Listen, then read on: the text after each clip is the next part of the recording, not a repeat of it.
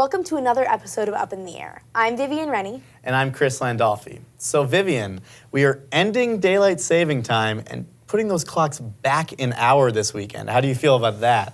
I don't know about you, but I'm not really looking forward to leaving when it's dark and coming back when it's dark. I don't like coming out of class and it being already dark at 5:30. Yeah, I also have class until 5:30 a few days a week, and I really want to see the sunlight when I get out of class. It's always a bummer when you leave and it's so dark outside. Absolutely. That's not something that I'm looking forward to, but something I think we're both looking forward to is Noah Berggren on the climate wall later.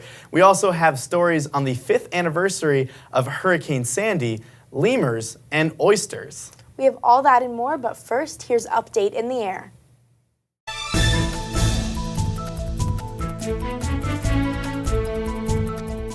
Five years after Superstorm Sandy battered the eastern U.S., people are still recovering from the damage. Sandy turned out to be the second costliest hurricane in U.S. history, causing an estimated $75 billion worth of damage. No place was hit harder than the Jersey Shore, where many residents simply lost their homes along the 127 miles of coastline. While many residents did choose to remain living along the shore, they did move their homes off the ground.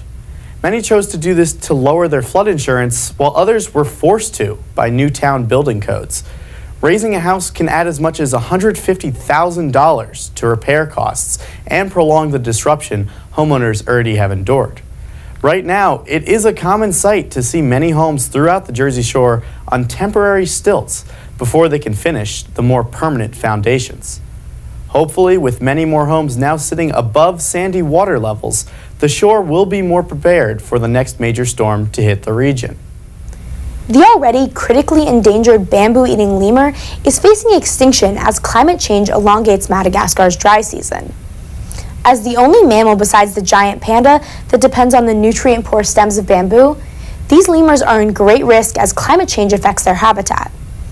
Bamboo grows in cycles, producing nutrient-rich tender bamboo in the rainy season, but as the island dries, the plants stop sprouting and offer only the tough, yellowing stems that are poor in nutrients.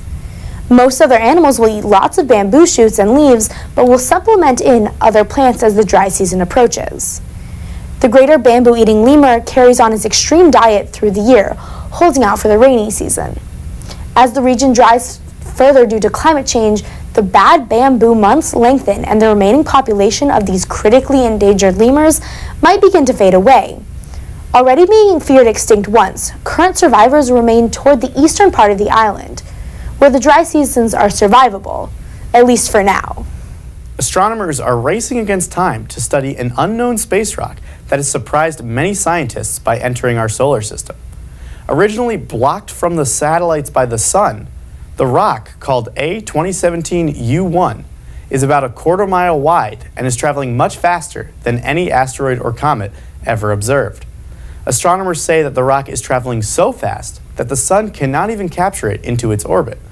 The space rock is in a hyperbolic orbit, meaning that it entered from outside the solar system and will exit it fairly soon. This is different than most objects in our solar system, which travel in an elliptical orbit due to the gravitational pull from the sun.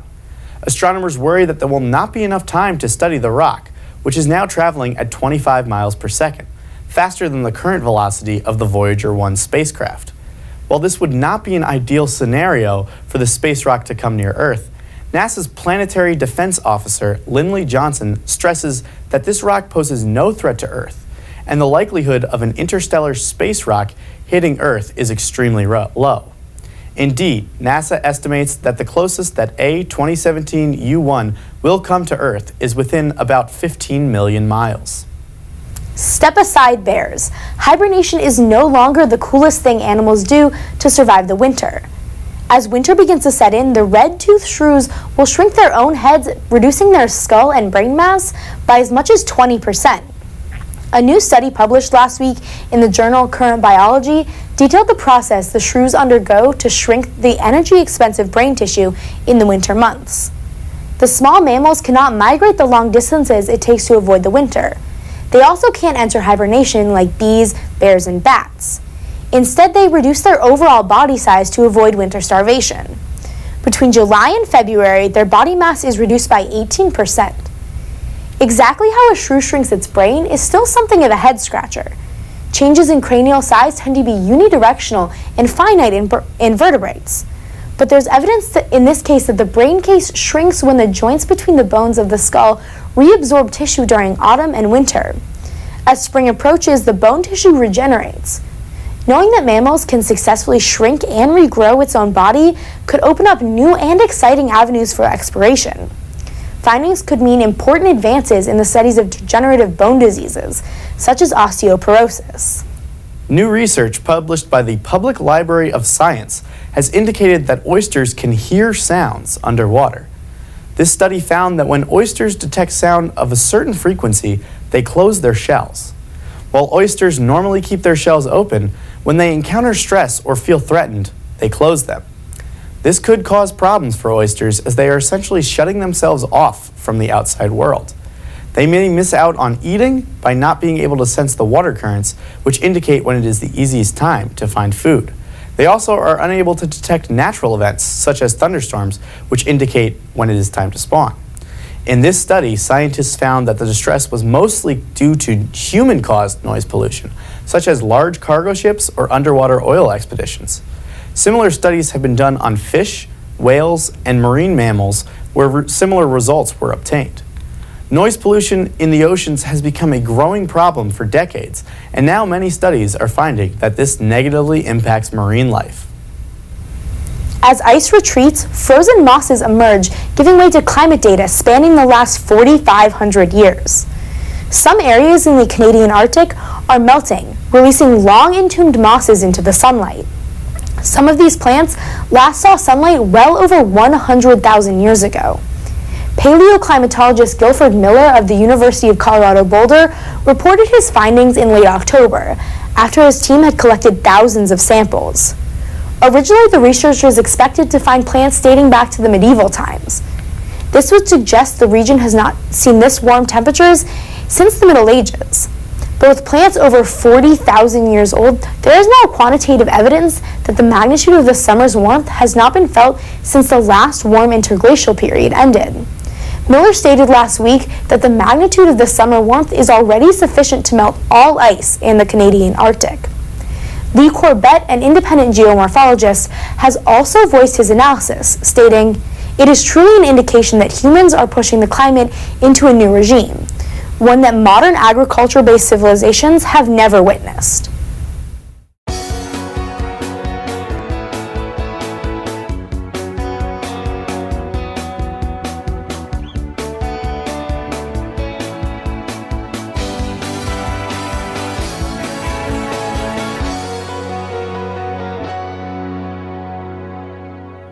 Welcome back to the show. Now we have a very special feature from our own Kellyanne class on fall foliage. Autumn is one of the most anticipated seasons of the year. From pumpkin carving to apple picking, there are plenty of outdoor activities for people to enjoy during the fall season. However, one of the most anticipated activities that people enjoy and love about fall is the fall foliage. People travel hundreds of miles each fall just to view this natural beauty. The changing of leaves happens every year as it signifies a change from summer to winter, but before the leaves can fall on the ground and winter comes, the leaves produce beautiful colors like purples, reds, oranges, and yellows. And it is all due to the climate.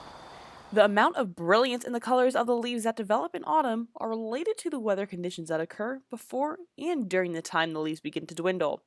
Two of the biggest factors that influence fall foliage is temperature and moisture. In order for leaves to make vibrant colors, there needs to be plenty of light for the leaves to make sugar, which will allow for the production of vibrant pigments. A succession of warm, sunny days and cool, crisp nights bring out the most spectacular color displays. During the warm, sunny days, many sugars are produced in the leaf, but cool nights and gradual closing of the veins in the leaf prevent sugars from moving out. Cool nights are what's needed, however, temperatures cannot go below freezing. Below freezing temperatures will actually damage the leaves, which will not allow for them to produce their beautiful colors. Moisture also plays an important role for the production of fall foliage. Drought conditions can make the leaves drop before they produce any kind of color. In contrast, if there's too much moisture or rain, that can damage the leaves before they can even develop their full color. There needs to be just the right amount of rain to be able to get bright, brilliant colors to develop. While climate controls the brilliancy of the colors, it does not control the color of the leaves. The color of the leaves depends on the type of tree. Oak trees produce reds and browns, hickories produce a golden bronze, aspen trees produce a golden yellow, dogwoods produce a purplish red, and sourwood trees produce a crimson color. Another factor that depends on the type of tree is the timing of the color. Some species of trees start their color during the late summer when others are still very green. All fall foliage across the United States is different. New England has short but intense foliages each year due to the rapid change in temperatures, whereas the Appalachians has a longer lasting foliage due to the steady temperature changes and a greater diversity of tree species. Fall foliage continues to be a fall favorite each year. While next autumn's weather and fall brilliancy is unknown, we are certain that fall foliage will make a return again next year. For Up in the Air, I'm Kellyanne Class.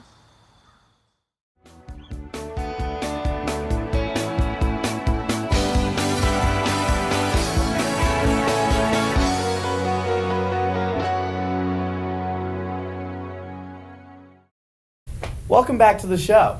So Vivian, Pennsylvania saw some snow this past weekend actually. Some of the Laurel Highlands got almost an inch of snow. Oh, I love the snow. Do you like snow? I like snow. I don't think I'm a fan of it this early in the season, however. I'm from Colorado, so this is nowhere near early season for me. I love snow. That's true, but we have Noah in the studio right now. Noah, what do you have for us? Do we have any snow to worry about this weekend? Yeah, hopefully it's looking like there's no snow. I think I can safely say there's no snow in our forecast, but I did see, though, on Laurel Mountain in Seven Springs, they did get an inch of snow on the summit, so maybe some early turns coming. Wow. Maybe some early falls coming. But fall's going to stick around here over State College over the next couple of days. Taking a look at the almanac here for November 2nd, the average high temperature 56 degrees, so we're losing sunlight in a few degrees with each passing day here. The average low now has fallen to 37 degrees, and I threw in a little interesting statistic here for this state. The maximum snowfall now 3 inches back in 1954. Yes, we are now at that time of the year and month where snowfall records begin showing up. The record high, rather, for this state in the middle 70s, 75 in 1982. Won't get anywhere near that or anywhere near the record low of 18 set back in 1923. Taking a look at the temperature forecast for over the next 8 to 14 days, we see two different patterns here across the United States. So we'll start in the Pacific Northwest with a trough in the upper levels of the atmosphere. We're predicting below normal temperatures for portions of Montana, parts of Washington and California. Switching gears now, looking at the deep south, above normal temperatures are projected for the days November 7th through the 13th. Everywhere shaded here in deep red. Looking here closer to home in Pennsylvania, above average temperatures also expected. Precipitation, a really complicated map over the next couple of days. We see above normal precipitation projected here across the Ohio Valley and into parts of Texas. Although if we zoom in here across portions of the western part of the country, we see below normal precipitation expected for Colorado, parts of southern Montana, and down into New Mexico and Arizona. Looking at the deep south here in the precipitation outlook, portions of Georgia, Mississippi, and Florida looking at below normal precipitation. A little bit closer to home here, away from I-95 and away from the ocean, we're looking at above normal precipitation, specifically near the Great Lakes region, as there's going to be quite a bit of actually Great Lakes enhanced precipitation over the coming days. Drought monitor here, we're still looking at some significant drought across portions of northern Montana, although that's really the extent of the severe drought conditions ongoing in the country right now. A little bit closer to home here, the Commonwealth of Pennsylvania, some patches of minor drought ongoing, but nothing significant in the confines of Pennsylvania. Portions of southern New England, Connecticut, Rhode Island, and eastern Mass looking at some drought conditions. Although, if you're stepping outside this weekend, it's going to be a tricky forecast. We've got lots of weather systems going to be moving by. So as of right now, I'll call for showers possible both Saturday and Sunday with temperatures sitting in the middle 50s. It does not look like a washout, guys, at this point, but right now I would plan on having some indoor plans if you're going to be staying in Pennsylvania. You know what, Noah? That's okay with me. I'm just glad that I didn't see any snow yet. At least not yet. I can promise you that there will be no snow in the foreseeable future. Thanks, Noah. I appreciate it. I don't know about you, Vivian. I don't, but we'll get through it. Well, that's all the time that we have tonight on Up in the Air. Thanks for joining us. I'm Chris Landolfi. And I'm Vivian Rennie. We'll see you next week, Up in the Air.